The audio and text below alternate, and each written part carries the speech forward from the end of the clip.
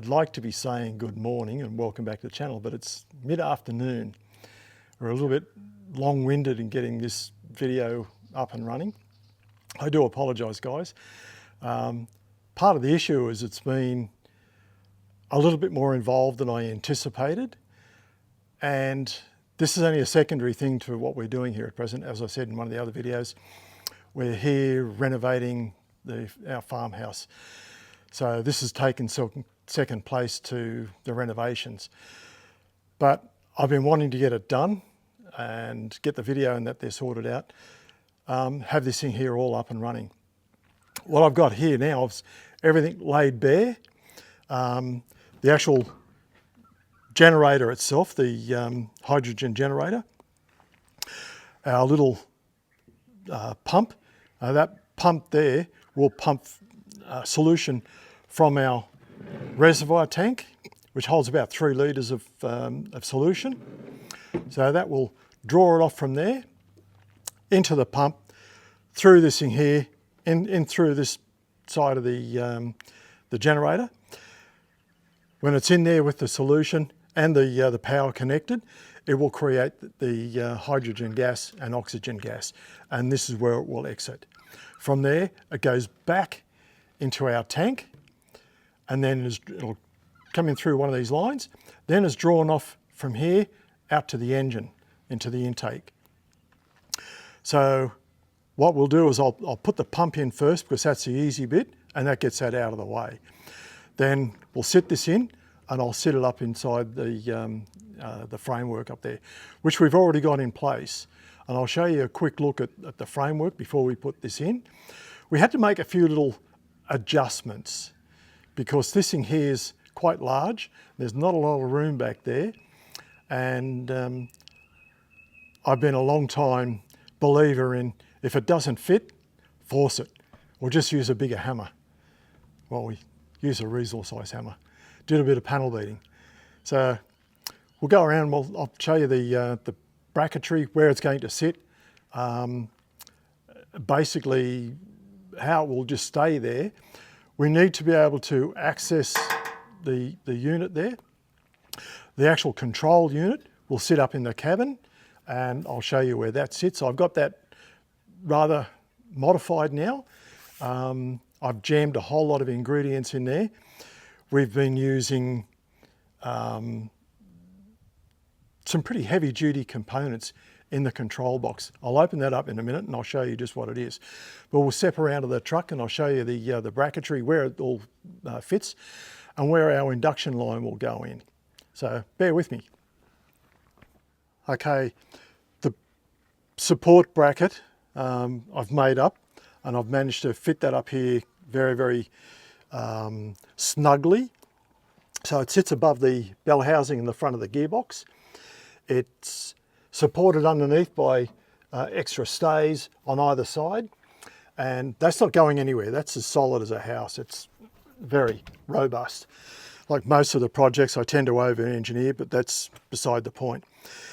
On this side here, we run cables. As I was saying, it was getting a little bit more involved.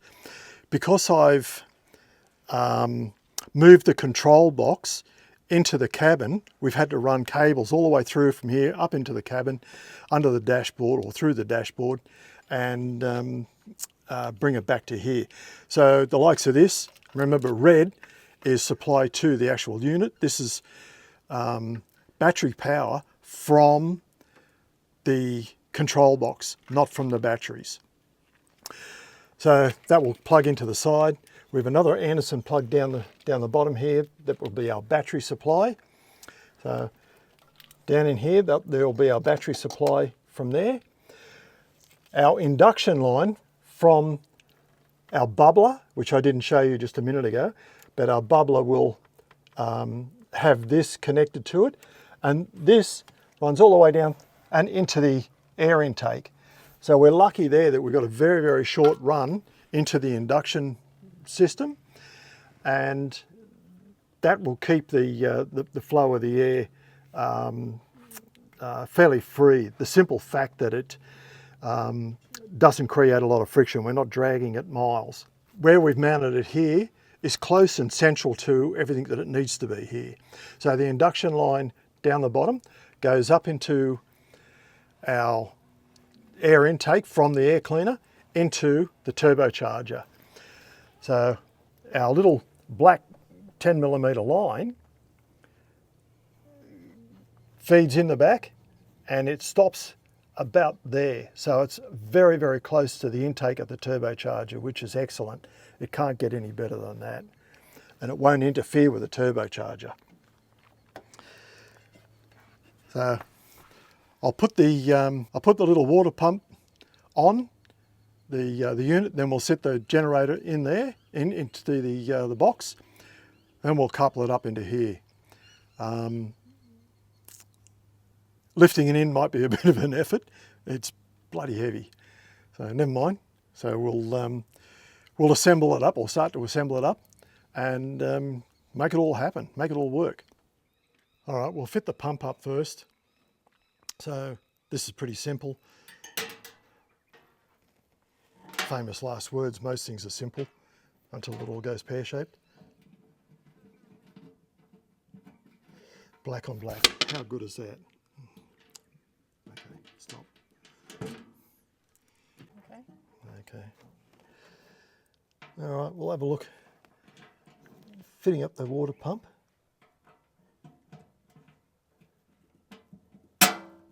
Black on black makes it a little bit difficult.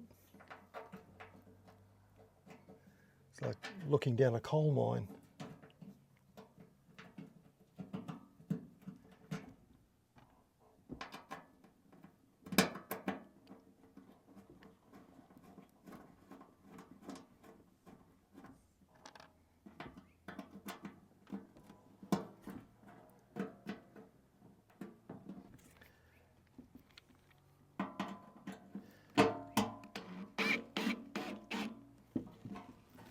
Okay.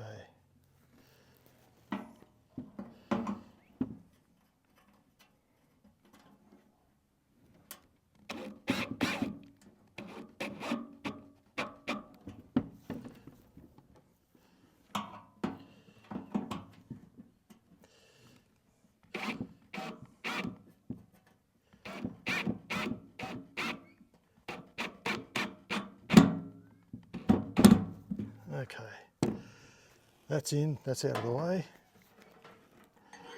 Now, I will put some rubber in underneath this thing here for this generator to sit on, and then it'll sit up into the back of the truck.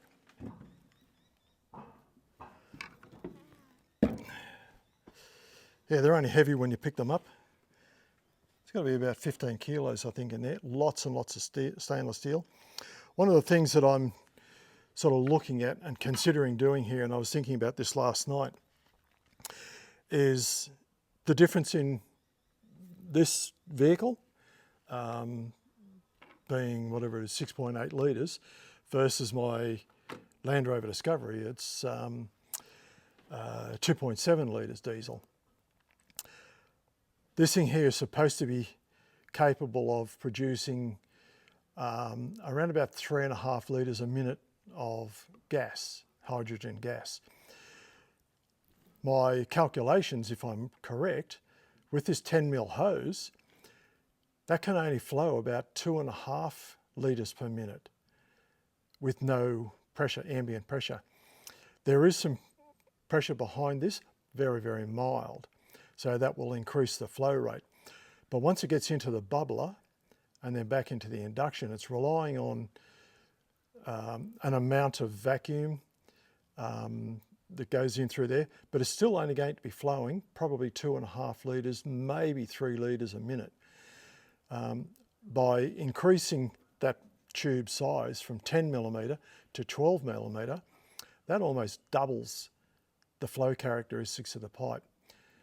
Just that extra 2mm. So it is something that I'm considering doing. Right at present, I will suck it and see, look to see how that there is going to go. But it's one of those interesting things that double or bigger isn't necessarily that much better when you can only go, or you only have to go 2 millimetres to nearly double the output. Anyway, we'll cut up a piece of rubber, we'll put it in there, then set this in the box.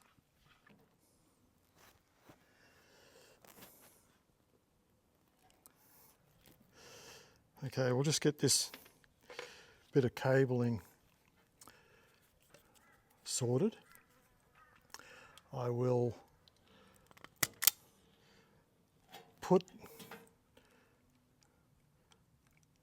put this box up there before I put the unit into it, just purely simply because it's just awkward and heavy. I haven't got a lot of room up there to work with. So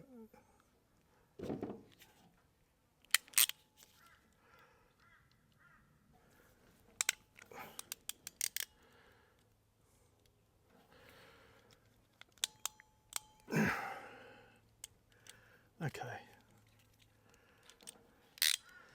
that's not going anywhere. We've got some rubber down inside there. That there will stop the thing from moving around, rubbing, chafing, doing all that sort of stuff. Just keep it in position. It won't go anywhere. That should work well.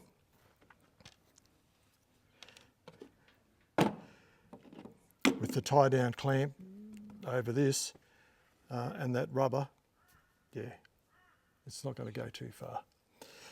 All right, I'll set this up in the back of the truck and we'll put this in,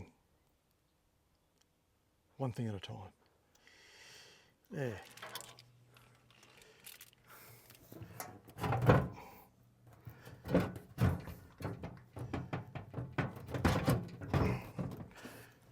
It's a snug fit.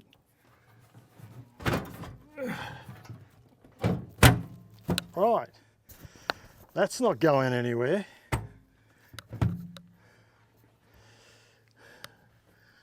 Not in a hurry anyway. Oh, that looks like it's meant to go there.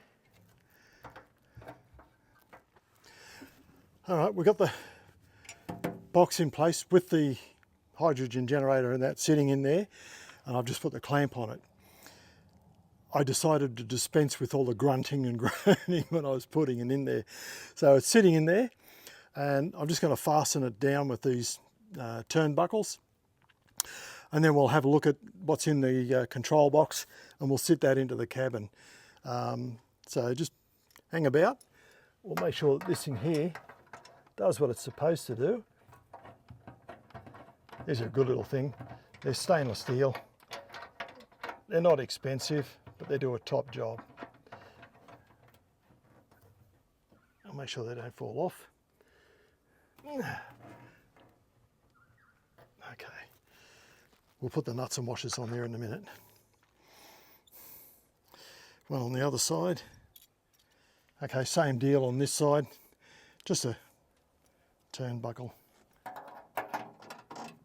Oh, you'd think that was meant to go there.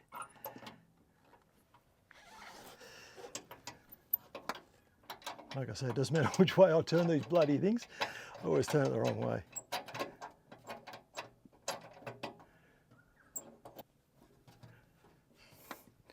If you pull a few faces and grunt a bit, it sounds like it's difficult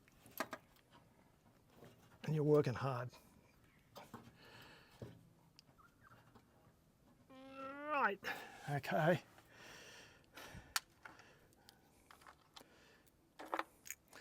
All right, we'll have a look at the control box and we'll mount that inside the cabin. I might even stick the bubbler up first. Then do that while we've got the cabin up. We'll put the bubbler on. Our little bubbler consists of a water filter housing that you would normally use in your household plumbing system to filter the water that would go through here. Where it normally has the in and the out direction, we've got to reverse them for this purpose. So where it says out, our gas will go in from the hydrogen generator and down that tube this is where the bubbles come in. The solution will be up to about there. This here will be well and truly submerged in solution. As the bubbles in that are forming, they will come up and then out the other side of the unit. So I'll just screw this up. There is a rubber O-ring inside to seal it. Okay, that's not going too far. Now we'll mount that up on the side, and that there will hopefully give us a bit of hydrogen in and out. That's the fuse. This is what I say before. This is the fuse. With that thing there being full of solution, if something was to go wrong in the engine, like a backfire, which is highly unlikely, it will only go back as far as this. There is no gas stored, pressurized or whatever. That's your fuse. That stops everything else from being affected by it, the hydrogen generator, so on. So by having this in, you can physically see what is going on with the gas when it's producing gas. On the line in and out, I intend to put a little mount a T-piece in there where I can put a gauge on there, and that will give me flow rates. It will give me, you know, any pressure that's in the system. But yeah, that there is the fuse. That's your safety valve. So I'll put that in. I'll put some T-pieces into that. We're away. We'll whack a little bit of thread tape on this. In the head of this unit, up here, they suggested you do not use thread tape. So I've used a liquid sealant, which I haven't got here in front of me, instead of thread tape. I'm not quite sure the reason behind it, but metal on metal, we can use thread tape.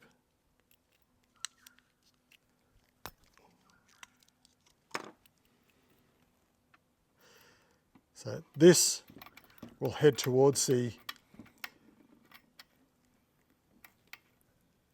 air intake. I'll just get an American spanner.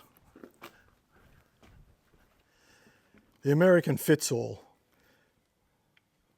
Apparently, according to the plumber that I was dealing with yesterday, they double up just nicely as hammers.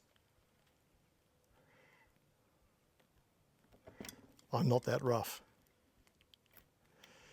Okay, that'll be our gas going into the engine intake, and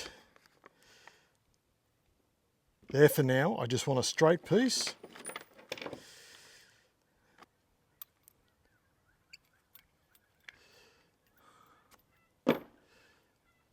It's already thread prepared.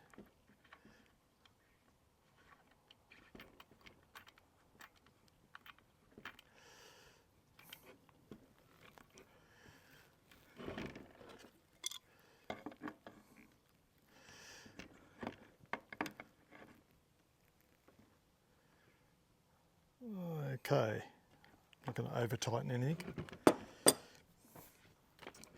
I didn't have to put any thread sealer on that. It's brand new fitting and it already has thread sealer on the thread from the factory. That's my excuse anyway. All right.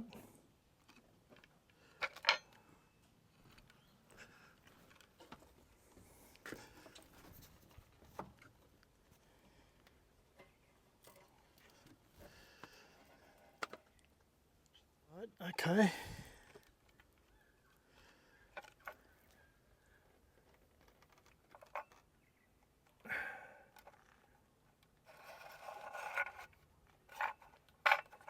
Now.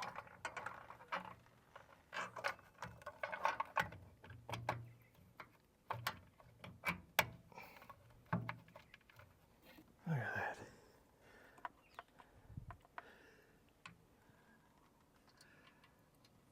On the base of this thing here, I've drilled some holes in the bottom of it to make sure it doesn't fill with water and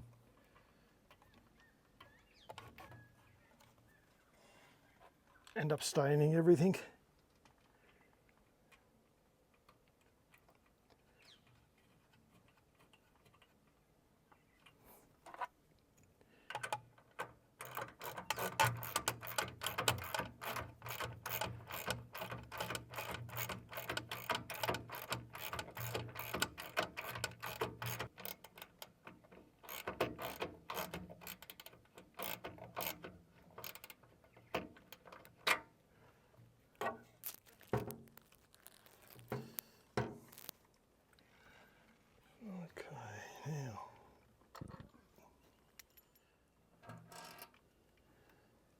a little anti-rattle device. Very high tech this.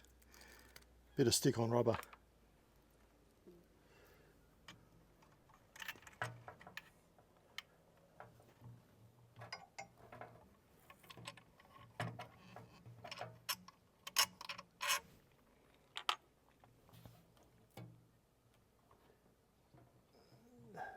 Look at that. Bloody amazing.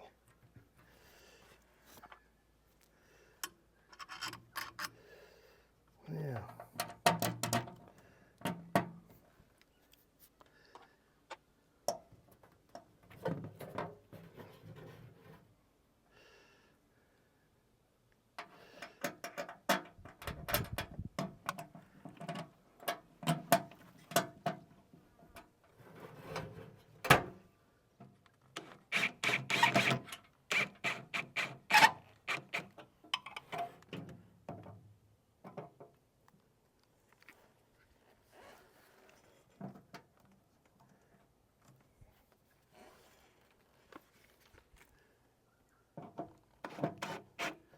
Hands aren't that strong.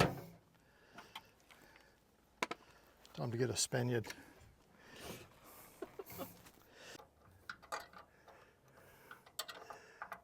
Heather was doing a bit of wildlife videoing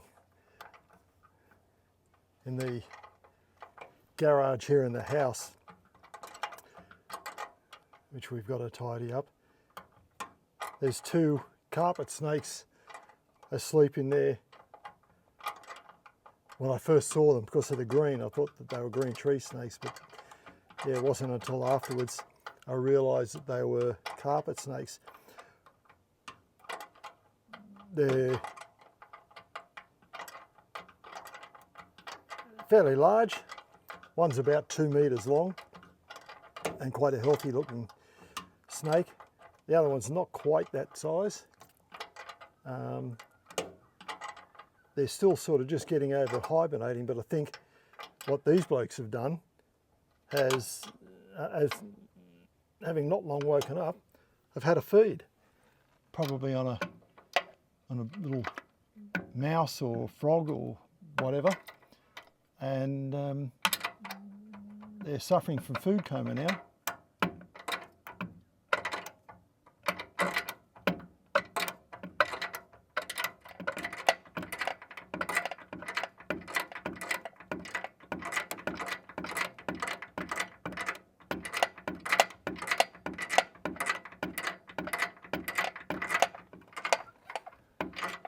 That's the bubbler in situ.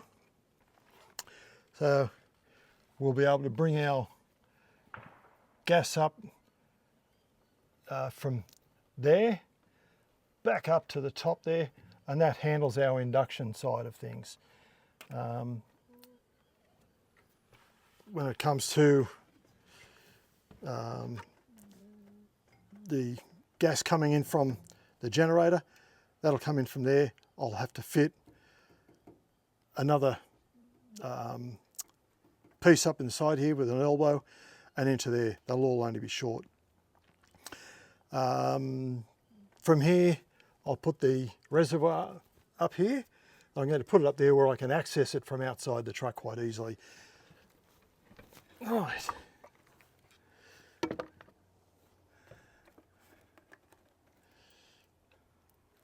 Put those down there.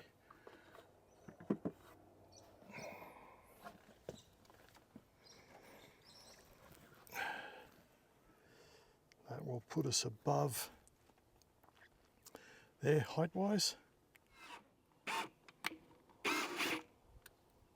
Yeah, just put a spot of silicon in here just to prevent any ingress of water into the panels, and it'll help the unit stick to the wall. I just had to smile. I'm walking backwards and forwards to the workshop, which is just down a little bit. Like I said, we're at my farm, and the little wallabies must be getting used to me walking backwards and forwards. Once upon a time, they would just scatter every time I went past. Well, they're not now. But they do watch. They just carefully watch. They're sitting at present in the shade, munching on a bit of grass. Tough life.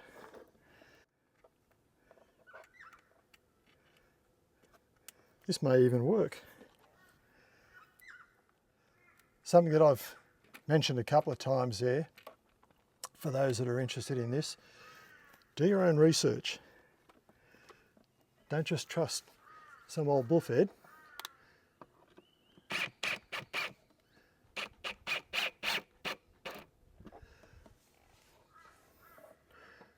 There's a wealth of information out there.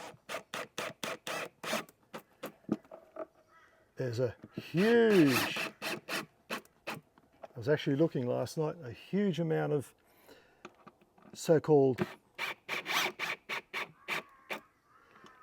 hydrogen equipment, generators, and God knows what else available on the internet. Yeah, give it a wide berth, very wide berth. You get your fingers burnt well and truly.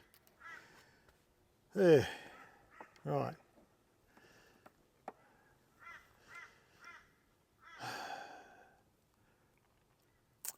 I'm going to have to play around with the plumbing, but what I'll do before I get involved in that, we'll play around with the control box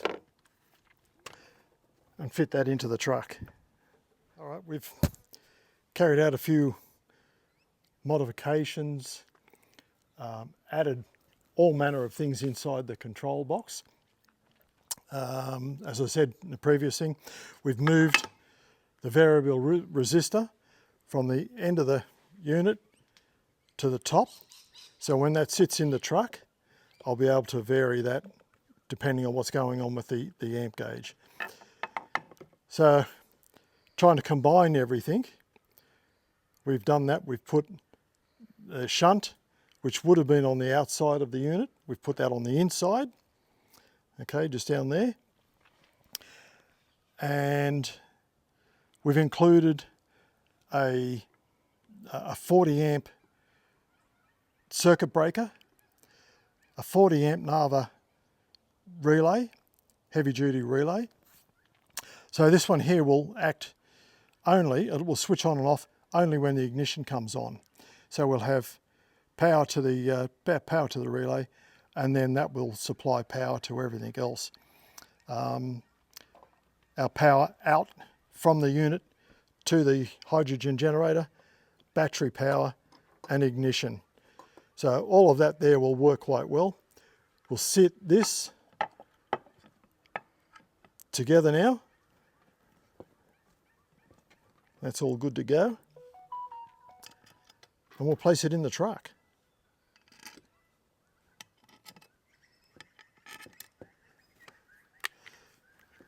And according to what's fair in love and war, it should work. The thing that I'm looking for is the fingertip control, being able to see just exactly what's going on with this. Because depending on the solution, as it dilutes, you keep adding water to it, distilled water, it will dilute the solution.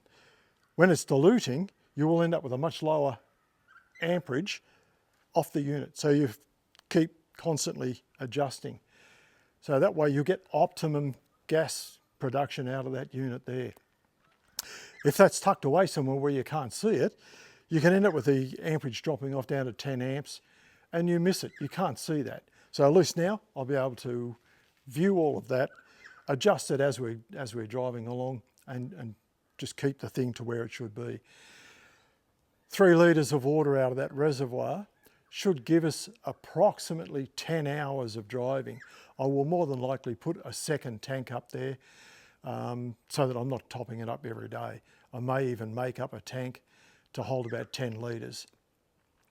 That way I don't have to worry about it too much. When we go on these long runs, I can be assured that we will get to where we need to go. 10 hours of driving, yeah, it's close to 1,000 kilometres on a good day. We'll get, if I've got 2 3-litre containers, we're going to have, you know, depending on the driving, 1,500, 1,800 kilometres. So I'm not going to be able to check it every day. I'll be able to see it as I walk past. I won't have to worry about it. But anyway, we'll get this thing here into the truck. I'll have to lower the cabin back down again. I've got to be careful when I walk past this, I don't clap my hands.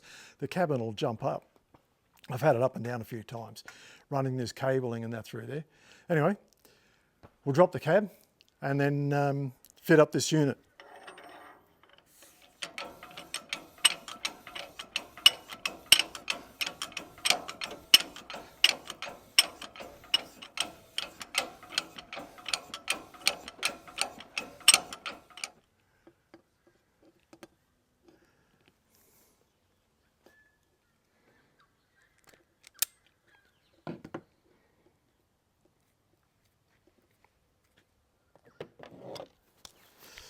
We'll just put a join on this so that we can unplug it whenever we need to. I'll put a seeing eye dog on so I can see what I'm doing. Oh, look at that. I can actually see it.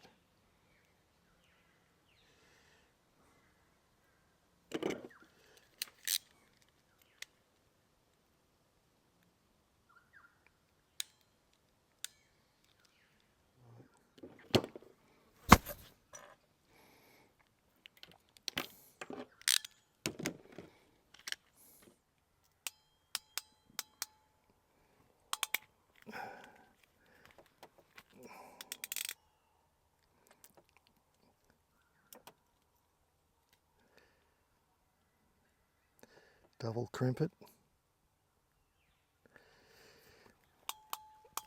using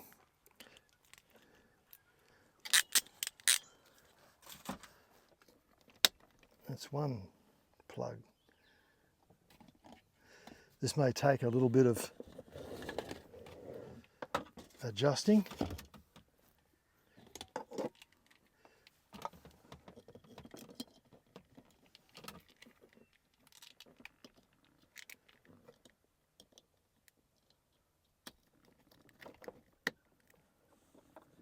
This is getting late in the afternoon. I can't see with that sun.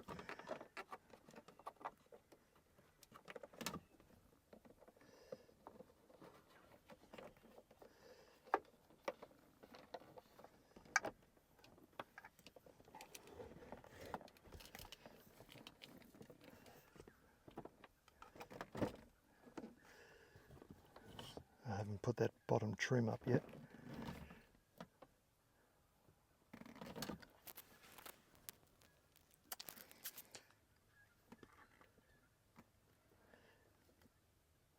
Okay, I think I'll just leave that there until I've got all this here fitted up. That's where it's going to sit. It's ready to go in, but I've got to put all this here up and tuck away that wiring. And there's some other wiring there I've got to move. That's another job. Okay, the unit is fitted. It's got to be plumbed in. We've got to plumb it all in and fill it up with solution. So I think we might be doing that there in the morning. At present, I haven't got my watch on, it's getting late. So we're going to run out of daylight soon, and I'm not going to try and test drive it tonight.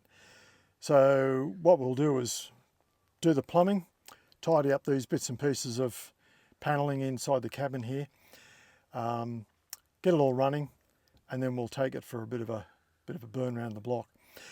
It'll be interesting to see what happens fuel consumption wise. Our average fuel consumption was around about 3.55, I think it was 3.54. If I can get a couple of % increase on that, I'll be happy. The emissions will improve. I'm not interested in the emissions. It's already Euro 5 or Euro 6. with the hydrogen, that'll clean that up enormously. There's only a tiny bit of hydrogen in comparison to the amount of airflow going in through the engine. Like I said, this thing here will produce somewhere in the region of about 3.5 to 4 litres per minute of hydrogen. At cruising speed, somewhere in the region of about 1500, 1600 RPM, this engine will consume 15,000 litres per minute. So there's not a lot of hydrogen by comparison to just air. But it doesn't take a lot. What it's doing is it's enhancing the combustion process. It just simply enables it to get a more complete burn.